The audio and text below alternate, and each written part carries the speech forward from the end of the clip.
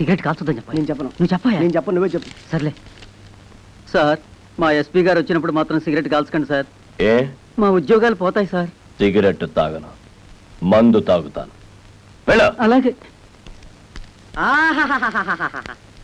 ఏనుగు సచ్చినా బతికినా ఒకటే అన్నట్టు కటకటాలనక మన శ్రీకృష్ణుల్లో ఉన్నారు కదేటి. రాయుడు గారు, బెయిల్ కోసం ట్రై చేద్దామంటే ఈ రోజు హాలిడే అయిపోయింది.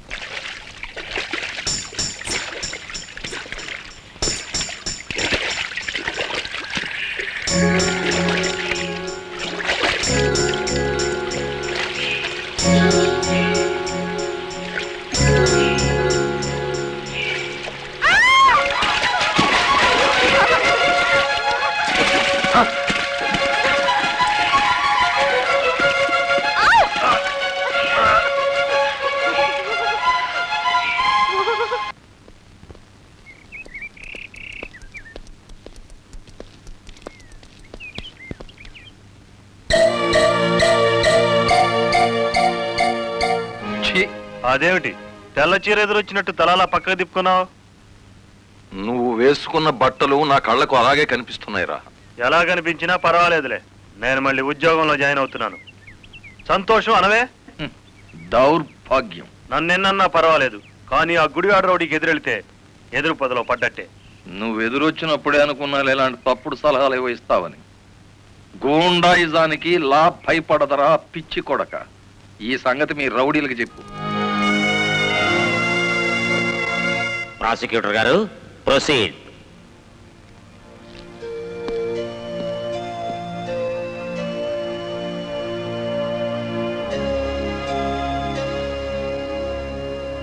ఏం చేస్తున్నారు మీరు? 2 నిమిషాలు మౌనం పాటించాను. ఎవరు పోయారు?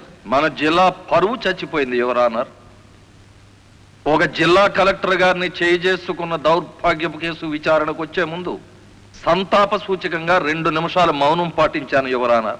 Objection your honour. కేసు విచారణ ప్రారంభం కాకముందే మౌనాలు సంతాపాలు అంటూ రాయుడు గారు నేరం చేశారు అని నమ్మించడానికి ప్రయత్నం చేస్తున్నారు గౌరవనీయులైన పీపీ గారు. ప్రాసిక్యూటర్ గారు, అసలు కేసు వివరించండి. ఆనందంగా వివరించడానికి ఇది ప్రజాస్వామ్యానికి లభించిన విజయం కాదు యువరానర్. ఇటు ప్రజలకు అటు ప్రభుత్వానికి, ముఖ్యంగా the first lady of the district Shrimati Lalithadevi గారికి జరిగిన ఘోరమైన అవమానం. ఈ గుడివాడ రాయుడు గారు సాక్షాత్తు జిల్లా కలెక్టర్ గారి మీద చేసుకున్నారు. అబద్ధం, నాకేం తెలీదు. గుడివాడ రౌడీ, అబద్ధాలు ఆడామంటే నీ కమాన కట్టలు విరిగిపోతాయి. Order, order. మా క్లీనర్ కి రైటో రైటో అని ఎప్పుడన్నారో తెలుసండి. మీరేంటంటే బండి కదిలేటప్పుడు హోల్డ్ ఆన్ అంటారు. అతను చాలా దురుసుగా ప్రవర్తిస్తున్నాడు. వెంటనే కోర్టులోంచి బయటికి పంపించండి. అంతేలేండి, ఇది అన్యాయం అనగానే న్యాయస్థానం నుంచి బయటికి ఎంటేయించండి. కానీ జడ్జి గారు, వాడికి శిక్ష పడకుండా మీరు వదిలేస్తే మాత్రం బెంచ్ బండి బ్యాక్ టైరే వాడికి కతి. మీ పేరు? గుడివాడ రాయుడు. అతను గుడివాడ రౌడీ అంటున్నాడేమిటి? అచ్చు తప్పు, నోరు తిరక్క. ఈ నెల 16వ తేదీన మీరు కలెక్టర్ ఆఫీస్కి వెళ్ళారా? వెళ్ళాను. ఎందుకని? ఈ ఎస్పీ గారు మా లారీ డ్రైవర్ని దారుణంగా లాకప్ లో చంపేస్తే నేను సత్యాగ్రహం చేస్తున్నాను. ఆ కలెక్టర్ గారు వచ్చి ఫైరింగ్ ఆర్డర్స్ ఇచ్చి వెళ్లారు. ఎస్పీ గారు నా పార్టీ కార్యకర్తలందరి మీద కాల్పులు జరిపారు. ఆ దారుణాన్ని చూడలేక ఇదెక్కడ న్యాయమని అడగడానికి వెళ్ళాను. మీరు కలెక్టర్ గారిని చూడడానికి ముందుగా అనుమతి తీసుకున్నారా? లేదు. మరి ఎలా మీట్ అయ్యారు? ఆవిడే బయటకు వచ్చారు. ఏది, మీరు వెళ్ళగానే? అవును. మీరు ఈ రాష్ట్రానికి మంత్రా, ముఖ్యమంత్రి? ఆవిడే స్వయంగా వచ్చి మిమ్మల్ని మీట్ కావడానికి? అటు కాదు చూడడం, ఇటు చూసి జవాబు చెప్పాలి. యువరానా, పీపీ గారు మా క్లయింట్ ని భయపెడుతున్నారు. మీ క్లయింట్ పాలు తాగే పసిబిడ్డేం కాదు, నెత్తురు తాగే పచ్చి rowdy. I object your honour. గౌరవనీయులైన నా క్లయింట్ ని పీపీ గారు రౌడీ అని అవమానపరుస్తున్నారు. యువర్ ఆనర్, ఓ జిల్లా కలెక్టర్ ను కొట్టిన వాడు రౌడీ కాక పెద్ద మనిషి అవుతాడా? కొట్టినట్టు ఇంకా రుజువు కాలేదుగా పీపీ గారు. యువర్ ఆనర్, ఒక జిల్లాకు అధికారిని అతను నా మీద చేయి చేసుకున్నాడని చెప్పినా నమ్మలేకపోతున్నారా? నమ్మటానికి సాక్ష్యం కావాలి కదమ్మా. ఒక రౌడీకి ఎదురుగా సాక్ష్యం చెప్పే ధైర్యం ప్రజలకే ఉంటే రౌడీ అనే పదం డిక్షనరీ నుంచి ఎప్పుడో వెళ్ళిపోయేది. ఈ రోజున కలెక్టర్నే కదా కొట్టిందనుకుంటే రేపు ఏ గాంధీ గారి విగ్రహం ఉందో మిమ్మల్ని. What do you mean? I'm sorry your honour. It's all right. Continue the proceeding. Your honour, తన భర్త లాకప్ లో హత్య చేసిన నేరస్తుడుగా ఎక్కడ దొరికిపోతాడో అన్న భయం చేతే కలెక్టర్ గారు శాంతియుతంగా సత్యాగ్రహం చేస్తున్న రాయుడు గారి కార్యకర్తల మీద కాల్పులు జరిపించారు. ఒంటి మీద నల్లకోట వేసుకొని ఇట్లా మాట్లాడడానికి సిగ్గులేదు? సిగ్గుపడాల్సింది మీరు ఎస్పీ గారు. పెళ్ళానికి సెల్యూట్ కొడుతున్నందుకు, పెళ్ళాన్ని వెనకేసుకొస్తున్నందుకు మీరు సిగ్గుపడాలి. ఇంత అధికారంలో ఉంటూ కూడా ఆడంగి విధవలా ప్రవర్తిస్తున్నందుకు మీరు సిగ్గుపడాలి.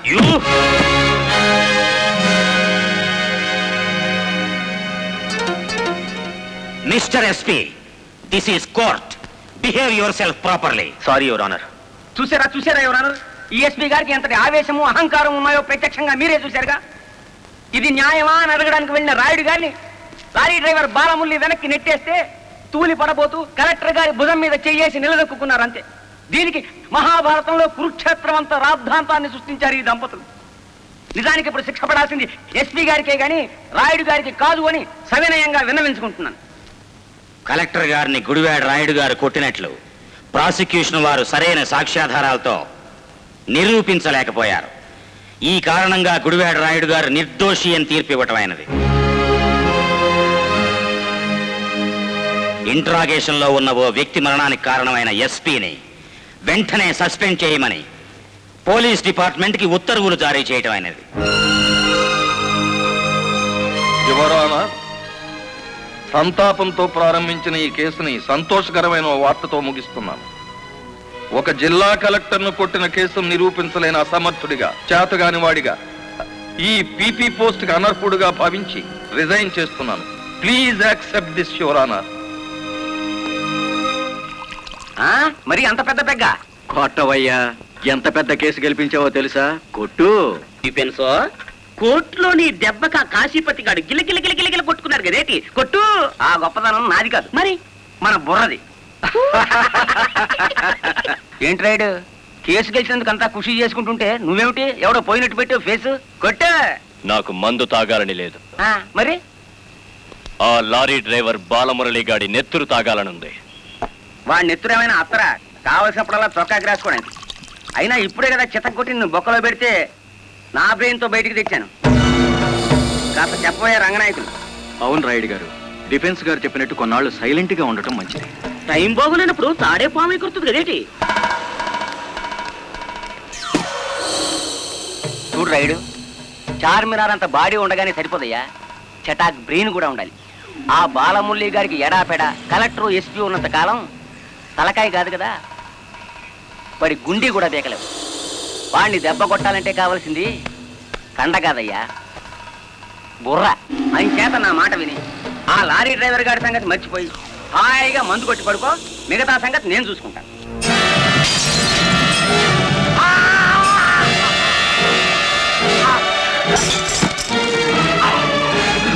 రాయుడు గారు, ఏమిటిది?